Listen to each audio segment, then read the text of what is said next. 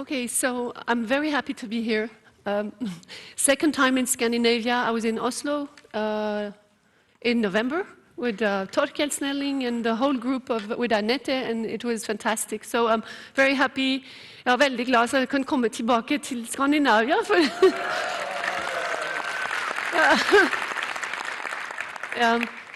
Så jeg føler virkelig den Viking spirit, og jeg var med Barbro Poulsen, en ekspert for den hammer-ting. Så jeg tror at jeg har mye å gjøre også med Skandinavia i fremtiden, så jeg er veldig glad. Altså, nå skal jeg snakke om hva jeg har på engelsk. Okay, so I'm going to speak English because I want to be precise with words. And in Norwegian and Swedish, it's very difficult to translate precise concepts, especially in the international world. So I'm going to make an exercise. I've worked the whole day to try and find a good way to present this to you. I'm going to do this. I'm going to start to talk to you about the big picture, the global policy level, so you understand. I've been teaching this for adults and also for medical students and for others, but American students who don't understand anything in Europe. But in global public policy level, it's very important to understand this power that we are directed from. Like Philip said, it's WHO is the entry door to a whole system.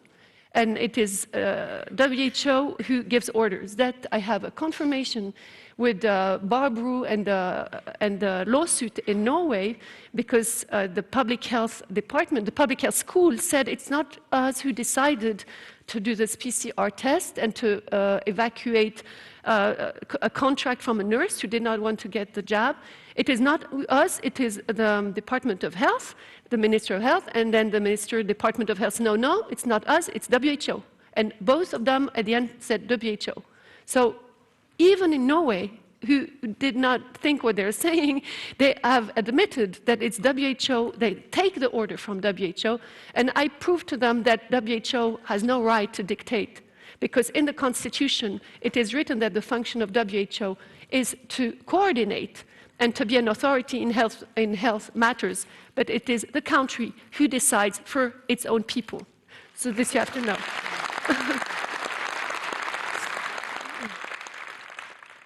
So I'm going to, in A and B, show you the UN and then WHO, and always try to have a critical appraisal and critical analysis of what should have been done and what is wrong. I cannot tell you everything, because my story with WHO starts when I was 28 years old, and I have never stopped working with UN and WHO, but I can give you some things that you will remember.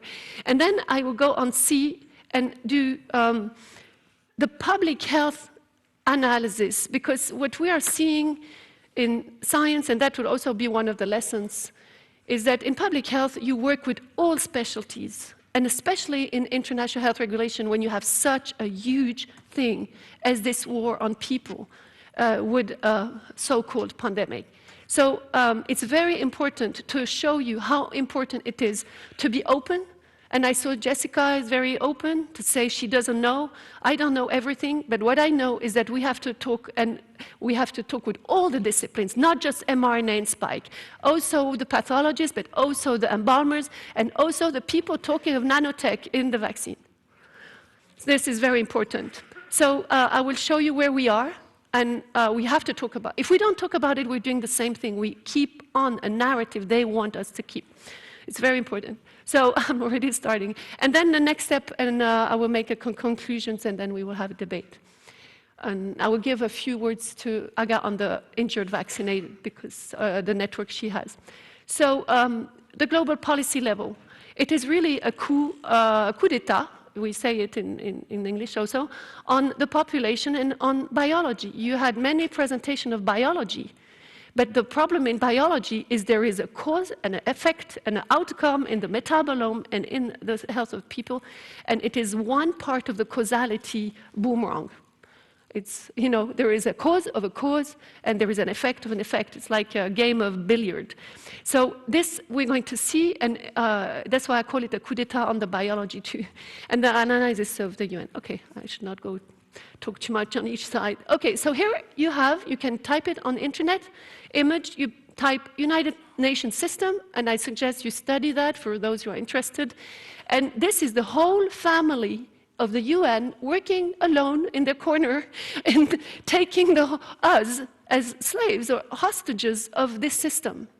You have to understand that they meet in each of those groups, each. That's subsidiary bodies with all the judicial, International Court of Justice, International Criminal Court, and the Nuremberg Code is in here, under the Secretariat and the International Court of Justice, directly linked to the UN Secretary General and to the Security Council. Very important. So all the law that we talk, that Philippe talks, if we want to attack with the Nuremberg Code, they have already got it in their house, in their home. And this is what I discussed with Ryan Fumish at the beginning, and that's why he cannot do really lawsuits except with common law. Because we have a law that we can attack like that, but at the international level, we have to do something else. Okay, so that's in green, it's the legal. In blue, it is the statistics, Department of Statistics, of Information. I have worked with many of them for the reports. I was working with the aging group, and the reports on aging were always coming from the Department of Information or the statistic and data. But WHO is here in the middle. It's a specialized agency. And you see that in this specialized agency, most of them are in Geneva, is the ILO, the International Labour Office. All the ministries of labor come to Geneva in June every year and decide of the future of work, of health at work, of policies, and they can influence your ministers of labor. Then the WHO, all the ministers of health come, and they come with a delegation, and the permanent mission of Sweden to the UN is there also, and they select who they take from your country. And every year, year after year, they meet for the strategic plan of WHO on the world. And there was a plan, 2014-2019, of the strategic priorities of WHO, and one of them was the International Health Regulation. The other one was universal health coverage. They wanted to impose, and I was in some of the meetings, they wanted to impose an insurance, health insurance, to everybody in the world, even India. And Brazil said, no, we don't agree, because we don't want people to be slave of a system where they have to pay every year, even $1 or $5. Yeah, very good. And then you have UNESCO, it's in Paris, but it's supposed to take care of science, and I've been there with many things, with culture and science, and it is really not at the point of what we think. They have lots of books on the genome and on ethics of, and genome research, so I invite those interested to go and see what they do. But there are other documents, I think, that are more important, but this is where ethics is in one way. And then you have the migration, International Migration Office, the ITU, very important, the International Telecommunication Union, who takes care of all the tech and the communication. So communication is what you hear every day on the radio. They now have all the networks in their hands because all the ministers of telecommunication of the world come. You start to understand that this is like a kraken with long arms in every area of our life. And I have one example, because it's good to have concrete examples. I always wondered how come the airplanes, they have locked down the world around the 12th to 16th of March, and the airplanes have also been banned on the floor, all of them, when the International Health Regulation says exactly the opposite. No, we should protect trade and travel. And here I discovered that they have the command, the system of command is here. It is ICAO, the International Civil Aviation Organization, who takes care of legal aspects. And if you want to be in IATA, the International Transport Association, you have to be in ICAO, so they are complementary. And there is Olle here, who is a retired aviator, an airplane pilot, also for the army. He was trying to understand, which one is ICAO or IATA did put all the airplanes on the floor, but it is absolutely possible that the orders came not just from WHO, but from the United Nations. So this is what I want to demonstrate to you. The WHO is the entry door for health. IATA and ICAO is an entry door to say and oblige airlines to compulsory mask, compulsory vaccination and pass, you know, hydrogel. And if you, I had a certificate against the mask, medical. I had to step out of Austrian airline because I didn't agree. And I said, gosh, you did not inform me before, so why should I do that? Oh, because it is like this, and there is absolutely nothing democratic in what they did in the airplanes. Nothing. So this is a big topic, and all the pilots retired should you know, help Philippe or go ahead with this. So you see there's also the Office of High Commissioner of Human Rights, who takes care of human rights, but the head of human rights, Mary Robinson, I have worked for her for the right for older persons.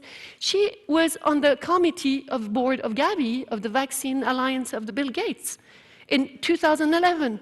And the same with Tedros. They were in the Gavi. So those people who are directing have been former presidents or former this, and it is a bit incestuous.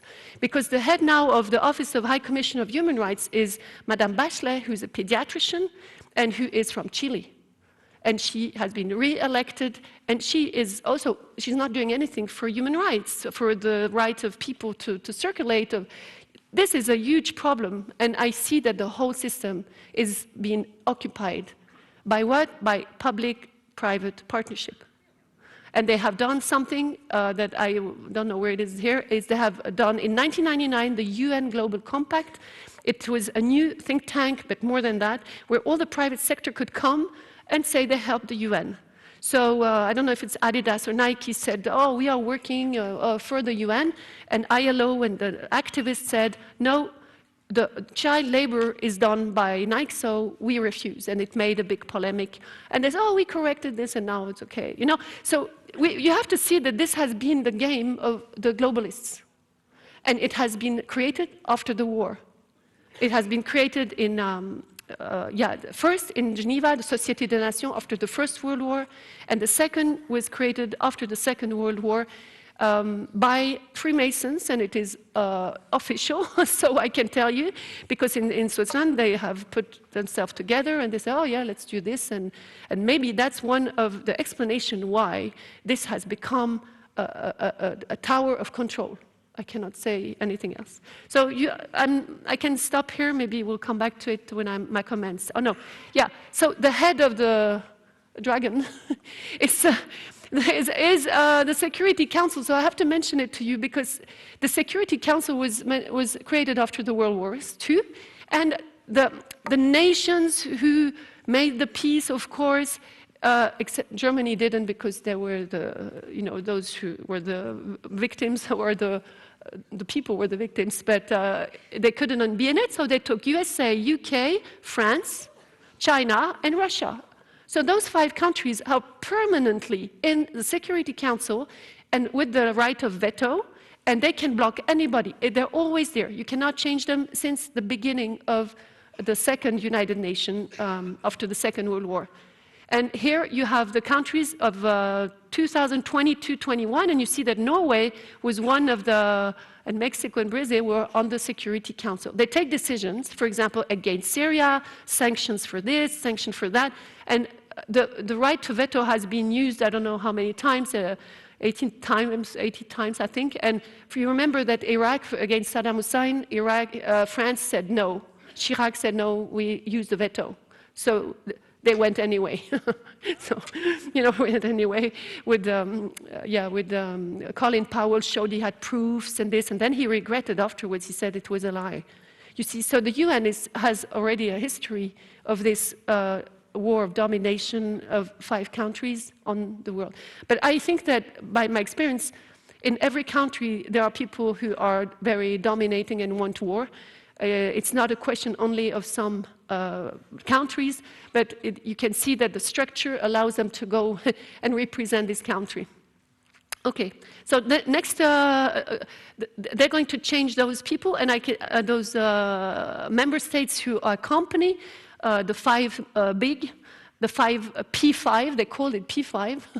It's like a Freemason lodge, P5. They did it on purpose. I will show you the picture of the whole afterwards and you will understand. So there will be Ecuador, Japan, Malta, Mozambique, and Switzerland will be with the Security Council. So I think they're preparing something. So here, this is the room of the Security Council. And it's very interesting because when I saw that, I said, what's this painting? You know, everything is symbolic, and we have to look at that. And it's done by a Norwegian, Per Torg. And here is the picture that they have in the Security Council, the most important part of the UN, who decides of war and peace and of the bioweapons, by the way, of the Convention on Bioweapons. Look at that. Instead of putting the Christ, they have put this phoenix, and there is a dragon there who takes his knife out of the dragon. So if you analyze this, and people did not agree, they said, no, this is not possible. Why are you putting a painting like this in the Security Council? And they said, no, we have to have diversity. But they say it distracts us from peace, and it is not at all a peaceful image. Yeah, exactly. It shows you that it is a spiritual war, and it is, because there is a lot of symbols everywhere.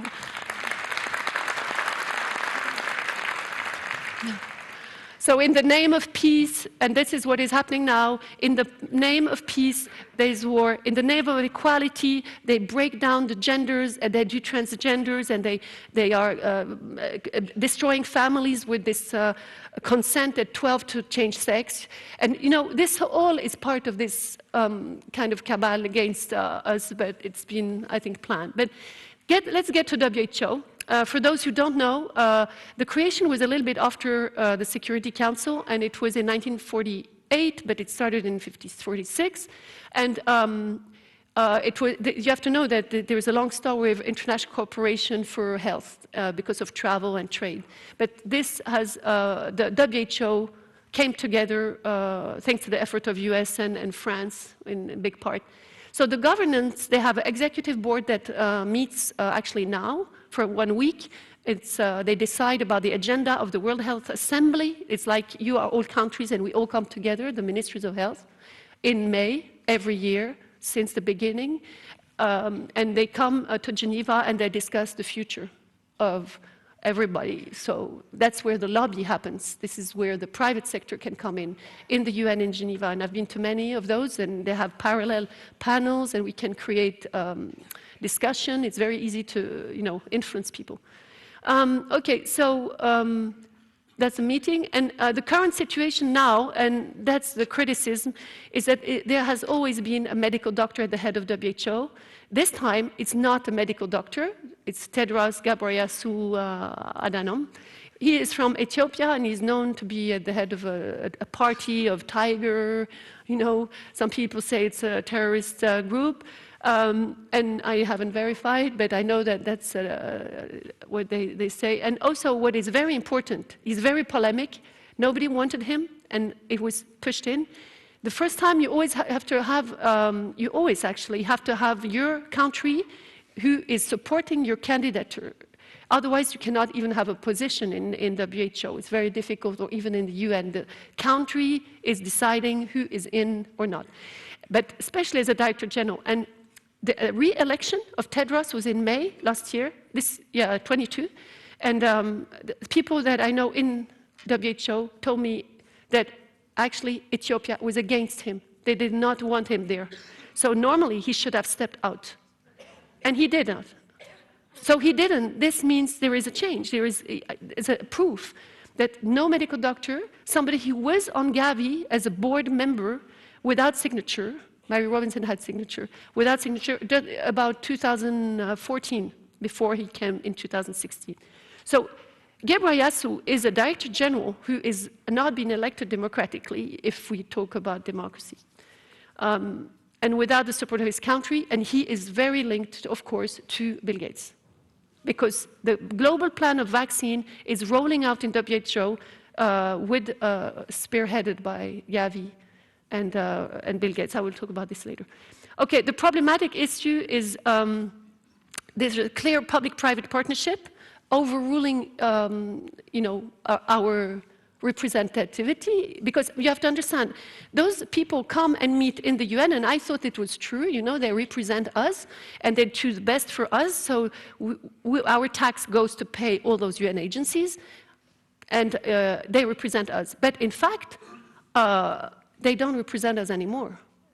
They definitely don't represent us anymore because the WHO is today rolling down the vaccine plan and choosing which vaccine can come in or not since December 2020. So they have taken another road today. It's absolutely clear, and I will show you more, but I already say that there's a clear public-private partnership. And then he's compromised because all the member states seem compromised. They act like CEOs of companies and not as our government.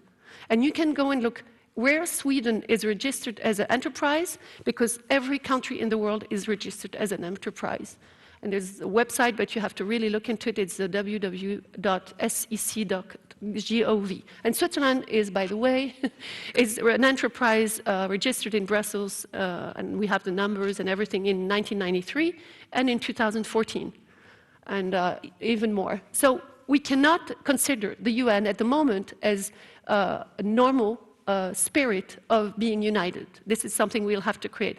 The head is changing now. That's also from the inner people, that the people who are head of science, the Indian who is condemned by India to a death sentence because she did crime against humanity by helping WHO to vaccinate and lie on the pandemic. Well, she stepped down with a team, and now he's going to place who? A head of a private company at the head of science. This guy is called Sir Jeremy Farrar. He is the head of Wellcome Trust, and you can go and Google and look. Wellcome Trust is private, now became a private sector company before doing research with pharma, and now it's GSK. So it is clear, you can see the demonstration. If you don't believe it now, you can be sure. He's starting in 6 months, but he has already quitted his kind of job, so he's already in the house, I'm sure. Okay, there's really an abuse of authority of WHO concerning emergency and HR, and we will see this later. So there is really compromised completely WHO at the moment. So WHO, what you have to understand is we know now, because we have 3 years backwards, is that this emergency situation, the fact that we can declare it is an emergency, whether it's public health emergency or international concern, or an emergency law from a country, has been entangled with WHO. I'm an expert for Canada, Quebec, and they have changed the law within Quebec that they have to obey to WHO. There is always a line somewhere. In Switzerland, it's the law on epidemic, and I think even the constitution, they have tried to change. So they have forced every country to make a change. So in Sweden also. So this is the course that we were teaching, and where I had a contract for 3 years and a half, also with WHO Europe. All the letters of recommendation, I post them on my website, so people cannot say that it's a lie, because it's not true. And I was in charge of the emergency management, the communication and ethics in communication, the health systems, the human rights, not like Georgetown University, the legal, but the human rights the European way. It's a bit different. And we did exercise, and I was in charge of the typologies, the 4 typologies that we will talk about. Okay, this went for 3 years. So just that you know, this international health regulation is a binding law. It has come from '69, and it was 3 diseases. It was cholera, yellow fever, and plague, and it became much more risk, and it is in this Annex 2. You see this algorithm on the right here. Yeah, this is an algorithm that everybody has, every country should go through and answer 4 questions, and if 2 of them are yes, then more than 2, then they have to notify WHO that there is a problem. So there was already a system of notification with a very simple algorithm. So we made a lot of exercises because some questions are not very clear.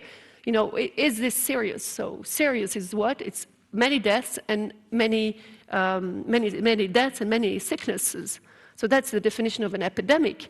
But then you have to decide if it is transborder or not. You have to decide if it is something unknown or not. And actually, coronavirus is known. It is not unknown. So there are many things that don't work with the algorithm in coronavirus.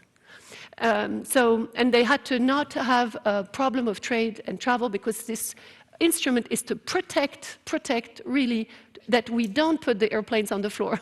So I saw very quickly in January when I was in Korea, South Korea for an international conference, and I came back to Frankfurt, and both had the same microphone and the same message, that there was a virus and it was very dangerous. And I said, this is wrong. It's not possible that it goes from one country to the other in 24 hours. And so you see that they have, and especially not in their airplane, we have to protect, and it's containment at source. You do a local lockdown, but you don't do the whole world. Okay, so anyway, and the respect of human rights and data protection in Article 3, 32, 23, 31. So I was in charge of the exercise, and we looked at the film Outbreak with Dustin Hoffman. I invite you to look at that.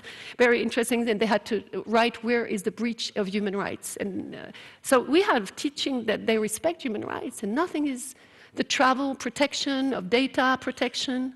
Everybody knows you have a pass. If you have a pass, it's not data protection and privacy. It is a medical. It's a medical data. You don't have to say it. If you are vaccinated, if you're sick, you don't have to say it. But there, they have breached the law of the International Health Regulation. So just a few words that this is not signed or ratified. It is under the convention, and that's, we will come back, of Article 21 of the convention, the Constitution of WHO. They can adopt, because if 2/3 of the countries agree, they can adopt any text under emergency law.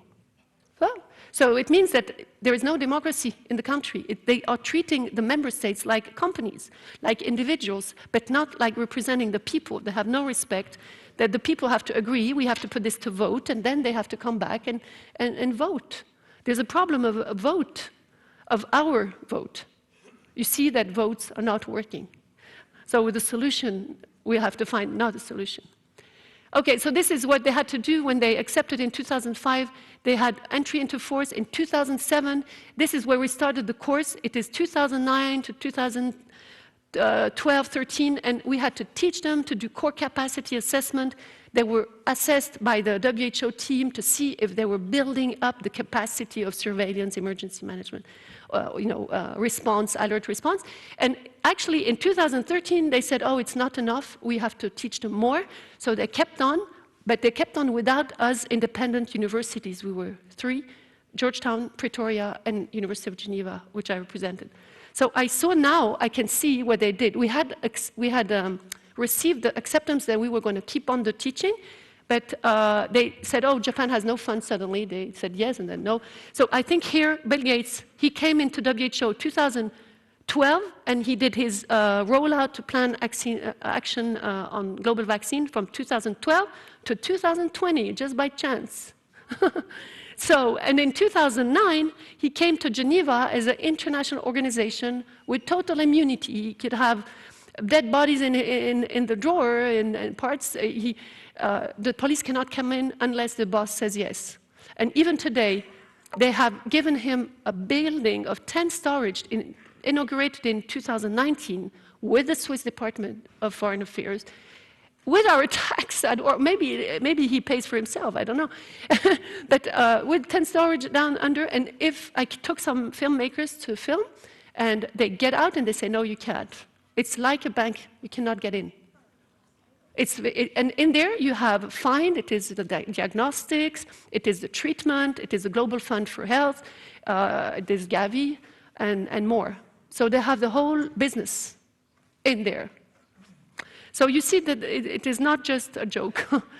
So here is a graphic you should never forget, is that when you have an curve, an epidemic, normally it goes up, the cases go up, and then it goes down. It doesn't stay up.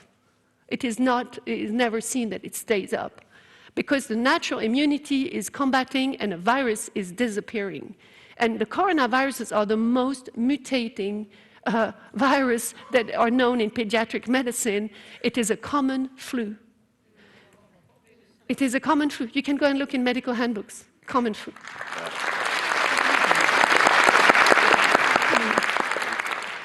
So I will show you after. So you do early reporting, rapid response, and you avoid this because you know what you're talking about and you avoid, or if there is a lockdown or people sick, first you analyze what is going on, the agent, etc. You have to analyze all the time the agent of risks assessment. You cannot say, we did a risk assessment in Wuhan and the whole world has to obey to Wuhan risk assessment. This is not scientific at all in epidemiology of IHR. So this is very important because alert response is based on this graphic. But you can have no curve, and not every country has the same. So that's exactly what happened, and I'll show you some curves. And there are 4 typologies. It's not only infectious disease. There is an obsession to talk of infectious disease and virus to the point it becomes so suspect that I'm starting to think that there is, a will to keep on the vaccine because you keep on talking of the virus, so people believe it, and then they fear, and then you can keep on, responding with a vaccine for a virus. There is no, it's not possible. It's not possible to make a vaccine for a coronavirus that mutates all the time. It's not possible. It has never been done. I have written an article on this because this infectious disease has to be re-evaluated, recalibrated, and the PCR does work. I'll tell you afterwards. So there is infectious disease or zoonotic, that's when it comes from the animal, and food safety. You can have foodborne disease. In the peanut butter on the home of old people in US, there was salmonella. People died in they didn't know what it was. I take you a good example. They die, you have to do a crime investigation. What is in the peanut butter that killed the people and made them sick? So you have to take the peanut butter, you have to analyze it takes time. Then you have to know where does the peanut butter come from. You have to go to the plant, to the industrial plant where they put the boxes. Is it when they put it in the glass? Is it in the peanut butter? So if it's in the peanut butter, we have to go to the farm, and is it in the farm or is it in the soil? And it turned out it was in the farm. So you see, from farm to table, you can get intoxicated and you can die. So every disease, even infectious, can be of a chemical cause or a toxicity. And this has not been done in this case for the moment. But chemical hazard, that's a chemical plant with chemical toxicity, whether it's mercury or very high doses of some even smells, can really make fish dies in a river, traverse. So this also is very important to always test chemical. And the chemical experts, I was inviting Carsten Gutschmidt. He was the head of the chemical division in WHO for IHR. He made a course fantastic in the Master of Public Health, and he showed us how precise and difficult it is to make a chemical assessment, of risk assessment. Same with radionuclear. Only specialists of IATA, of the International Atomic Agency, can come and do radionuclear emergencies. In Fukushima, they did not allow WHO. And radiation on cesium and bioweapons like polonium have to be assessed. And there are many, many, many things that can make an infection and a disease. You have to study from the cause of the cause to the autopsy, to the way people die, to the way people have the symptoms and how it goes in the time. The timeline of individual disease and of a group disease is very important. Okay, so this is how the risks of public health assessment, and there are books and books on this, but I want to show you infectious disease is only one. Food safety is one. There is an InfoSan in Geneva, and they were teaching that. Chemical, the chemical department, radionuclear, the IATA, the IAEA, accidental deliberate release. This is like anthrax, that's where anthrax was. Product safety, environmental hazards, consequence of natural disease. So this is a graphic that we were showing. This is also how it works. Is the triage comes from the signal of people notifying that somebody's sick. They have to say why, how. They have a team. They come and take a sample. They go in the lab. They go in and study this. They look at the durability, how it goes in time, with temperature. It's not the same in a desert in Africa than in Alaska, and Greenland. So then you initial screening and triage, notification, verification, verification, verification, verification, all the time. And this we never hear verification. We don't even have the Institute Koch involved anymore. You see? So event risk assessment, formal reports, and then you disseminate and you give and you go to the global network of WHO. You see how big it is, the networks of the networks. In brown, it's official. The regional offices, and I can tell you already now that in the US, in the US amendments that they want to do. They want to go from fake public health emergency of international concern to regional emergency of international concern, and try to make now pandemics everywhere or regional pandemics. WHO centers, the national focal point, this is the FAO for food, for the animal health, for nuclear, ICAO and IATA for the transport. This is all in the hands of the UN and WHO. They're all friends and family. And here, the NGOs, and that's an unofficial, the military has labs, P5 are very high in the strains, and there are some all over the world. Not P5, but P4 and P3, it's big mapping. I had a student who studied that. Anyway, she died in an avalanche, but it's by chance. I don't think it was done by, I always wondered, maybe there was somebody with a gun and she fell off. And, Anyway, so the surveillance network is important because there are systems of informatic that are called GIFIN, the Global Information Public Health System, the Global Information System, and you get, you get social media, you get all the notification from all the countries, and there's a team in WHO who is in the shock room, the special operation and strategic room, where I took my students, and they are looking every day at all the notification and telling how many cases there and there, and we never get that. We did not get this at all. This is a completely different scenario than everything that we have seen. Okay. Epidemiology. So what happened and should not have happened under the WHO and WHO Ethics Review Committee? First, the definitions have changed. The definition of pandemic was worldwide with enormous numbers of deaths and illness. That's in 2009. I took a screenshot for the course, for the lectures, because it was so important, so I kept it. So here you have a proof of what an epidemic is, and a simultaneous epidemic is a pandemic. But it was never defined. And I was sitting beside one woman who was in the committee of defining a pandemic or epidemic, and she said, we cannot call it a pandemic because otherwise the countries will sue WHO.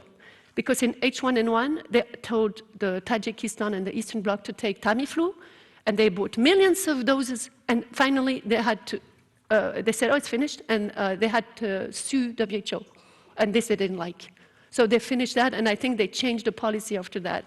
But you see, that's definition. Second definition, they took total control. You see, that's the Global Vaccine Action Plan, and that already there is in 2016 evaluation. And Gavi changed, and Tedros announced in autumn 2020 that the only immunity is vaccine. He said it. So you see, then if he says it to the countries and they believe him, then it's a problem. So that's what they created. This is what is the plan today with Gavi. There is CEPI, the Coalition for Innovation, Development, and Manufacturing of Products and Goods. Then you have therapeutics and you have diagnostics. And all this business is here. Oh, we have to already? Oh my God. I'll go quickly then. Okay. So the definition is a problem. No, I really need more, 10 minutes. So what we do in epidemiology is timeline.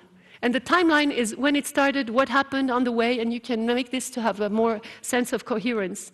So the first patient was in 8th of December, but actually they found cases much before. So there is a problem with the case 0, the first case that we have identified. It's not clear at all. That's the World Economic Forum who did it, so we can explain. But anyway, so this is the timeline, and what they did is you have the timeline, I'm not going to describe. There are some from China, there's some from others. It all made an epic curve. It started a curve like influenza. It was a common flu. But they made so much fuss with the media that it made a big problem, and it scared people to death. And here, in this article, I made the comparison between SARS-CoV-1 and SARS-CoV-2, and because that's what you do in public health. You compare cohorts and you compare situations with some strains or some differentiality in the emergency management. And there it is totally wrong. Under Gual and Brundtland, 26 countries were covered on 8 months, and it was over.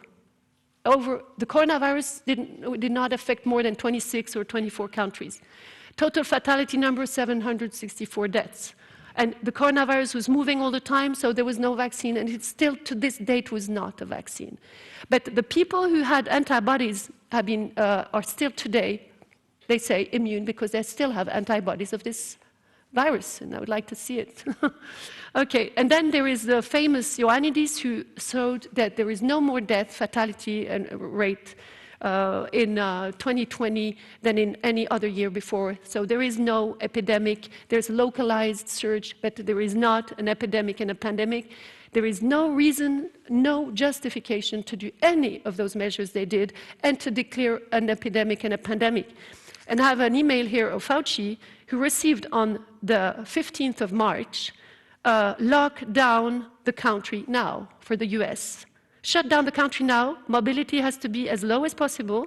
Please talk to the Chinese guy. His advice, experience will help you, okay? It's too reactive. We have to be proactive, so we have to take the measures, and you have to do the mask, the this, and that. He received an email from China. Every country. Switzerland closed on the 16th. So this is what happened. And this is the curves of Professor Raoul to show that the tests, the curves of the tests follow the test of the epidemic, but it goes down for most of the countries, and it's finished. It's a pandemic of tests. Yeah, I have to. So this is a resume of how I have made a sense of coherence of what happens, and everything I say has documentation, research, and science behind. We do in public health. I did reports of 100, 200 pages, so it's all documented, like always do for governments, for the UN, and this. So phase one is the virus fear. There is no isolation of the virus to this day with the core postulate of isolation, purification, causality of cause, the cause of what is doing problem in people who have epilepsy and have a heart attack is not a virus. It is not a virus that is called, we don't find it. And there are many, 200 universities have, and some in Southern California have led this group, who say we have never found. We take healthy people and sick people according to the blood samples, and it's exactly the same. We don't find anything. No causality, no contagiousness. And I have an article here of Jafar et al., clinical infectious disease, who says already in September 2020, there's no correlation with PCR tests because all the amplification were above 25. And even with non-amplification, you can only see a viral load. You cannot see what you're looking at. Okay.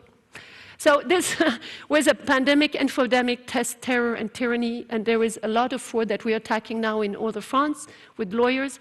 And then in 2021, it was the excuse to roll out a clinical trial, open air, in the whole world, and people didn't see it. And they called it a vaccine, when still today it is not a vaccine. And this is when the data of deaths started to rise again. No validation, no ethics basis. And then the second is total control with digital QR code, and you can see it rolling up now with energy, with cash. Sweden is already cashless. I'm shocked. Really, we have announced in Switzerland that it is in 2024, in France, January 24, cashless. This is a sign. I hope you realize what it means for your life. You're a prison with a cashless society. Energy also, and WHO is creating one health, one government, and it's in all the papers of the US amendments and the new convention that they are going to do rapid alert, rapid response. You're going to announce an early pandemic and directly a response, more and more, and the country will have nothing to say. Okay, this is what they try to create, and it's not ethical. They do harm with communicating fear. They should be listening, they should be transparent and ethical. And this is why the last two, you cannot let me, I have to talk about this. Yeah, I really have to. Now that's the two slides that are very important, and then I will do my conclusion.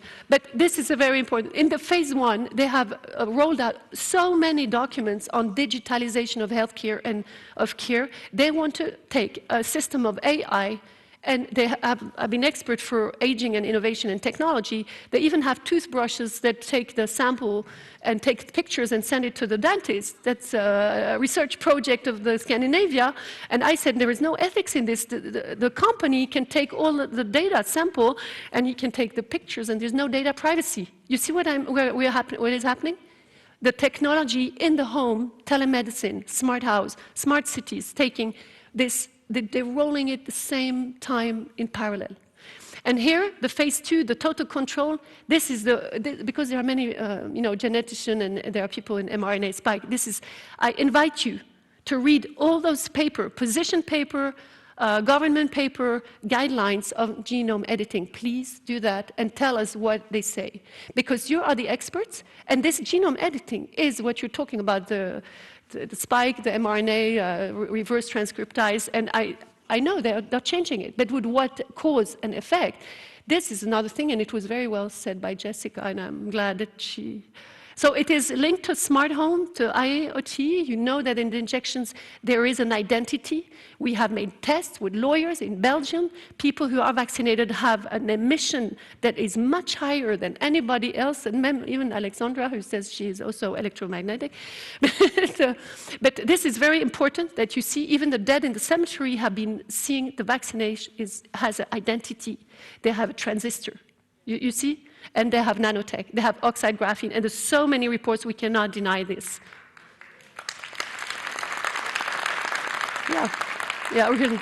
So that's the second slide. We are now at a crossing point for collaboration in science.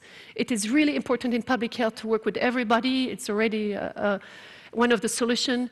We have 3 different types of findings. We have to get together at a table, be open and respectful. That if people say there is oxide graphene, an expert of nanoparticle, we have to take him into account. I have met only one, but I have seen many reports that are very reliable with 17 to 20 microscopes. So there is a group who says it's not biological what is in the vial, and Jessica said it's all synthetic. Yes, I agree. This seems to correspond. Of course, there's mRNA, DNA, there is a biological effect of something coming in the body, but the causality of the causality might well be B, which is what they put in there. And Arne Burkhardt had found in September 21 metal, chrome, nickel. There is even parasites from some have found also, and there is radiation. There is something of another type that is in there, and oxide graphene has been studied and hidden to us. It's called Flagship Research Europe for 10 years. And I invite you to look at DARPA, the video of Dr. Charles Morgan. This is all the people that have said things on microscopes. So I invite you to look. There are many, many, and I didn't have time to make slides with all the review, but I really, in public health, you have to take care of this. Okay. And this is a zombie preparedness plan for this, and smart cities, and I want to come to the end. I will pause, never mind. You have to re-invite me, I don't know. Okay. Okay, so, okay, here. What we have to do here is either exit UN and WHO. I think it's the only solution because nothing is going to change.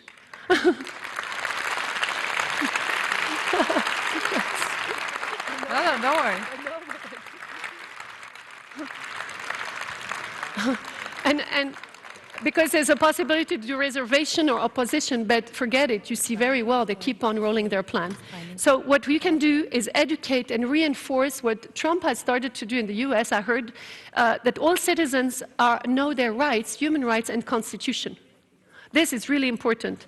So I would really suggest this, then I will tell it like that. At the policy level, we have to do our own Kattegat, we have to do our own village and our own life, because there is not really much possibility the way they're rolling down with the AI grip on cashless, and your internet, and then they can look at what you do every day today with your phone and everything. So we have to have a plan A, a plan B. What they want to do is take a grasp on the food, they want to do grasp on the cash, they want to go much further in our life, and they're pushing us to become independent from a system that takes taxes unjustified. So, yes. Are you done? Yeah.